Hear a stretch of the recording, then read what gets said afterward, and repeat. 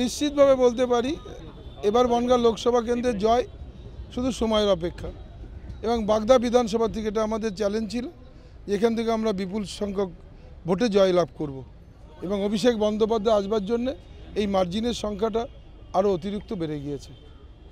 বারবার যে প্রসঙ্গ তার মুখে দেখা গেল যে ঠাকুরবাড়ির কথা, ঠাকুরবাড়ির তিনি এসে অপমানিত হয়েছিলেন, তাকে মন্দিরে ঢুকতে দেওয়া হয়নি, সেদিন আপনিও ছিলেন সেই তার সঙ্গে, সেই প্রসঙ্গগুলো বারবার তিনি বলছিলেন, এগুলো কি আরও ভোটারদের উজ্জীবিত না? স্বাভাবিক কারণে ভোটাররা তো অনুভব করতে পেরেছেন যে হরিচাঁদ গুরুচাঁদ ঠাকুর একজন মহাপুরুষ, তার বাড়িতে একজন কাপুরুষের মতন কাজ করছেন।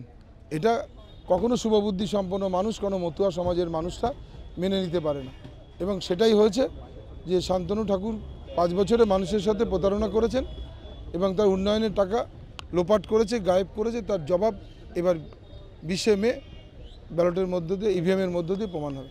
কত লোক হয়েছে মনে হয় আজকের সভায়? একটা শুধুমাত্র বাগদা বিধানসভা দিয়ে আপনারা হিসাব করতে পারবেন যে ঐতিহাসিক একটা সভা হলো।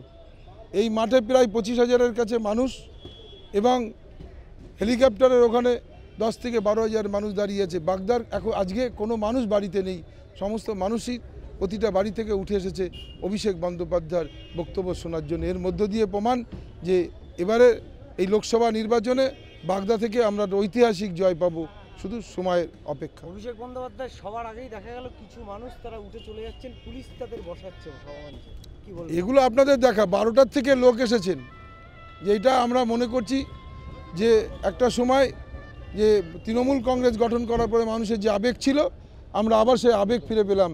যারা আমাদের সভাটা দুবার দেওয়া হয়েছিল, তা প্রথম যেটা 12টায় ছিল, যারা 12টার মধ্যে ঢুকে গিয়েছিলেন, এই ঠায় 4টে পর্যন্ত বসে আছেন। এটা আমাদের কাছে একটা অত্যন্ত লক্ষণীয় এবং এটা বলতে পারি যে মানুষের আবেগ, মানুষের ভালোবাসা মমতা বন্দ্যোপাধ্যায়, অভিষেক বন্দ্যোপাধ্যায়ের বেশি অটুট রয়েছে। লাস্ট প্রশ্ন, ভোটের দিন আপনার লক্ষ্য কী হবে? কোথাও কি সমস্যা হতে পারে? সেই সব জায়গাগুলো রক্ষা করা শান্তিপূর্ণ ভোট হবে।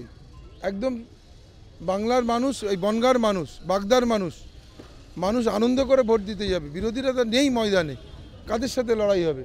যারা একটা প্রচার করতে পারছে না, যারা একটা মিটিং সংগঠিত করতে পারছে না, একটা পথসভা করলে সেখানে 10 জন মানুষ দাঁড়াচ্ছে না, অতএব লড়াইটা কাদের সাথে হবে? এখানে কোনো লড়াই নেই। মমতা বন্দ্যোপাধ্যায়কে আনন্দ উৎসবের মধ্য দিয়ে এবার ভোট হবে।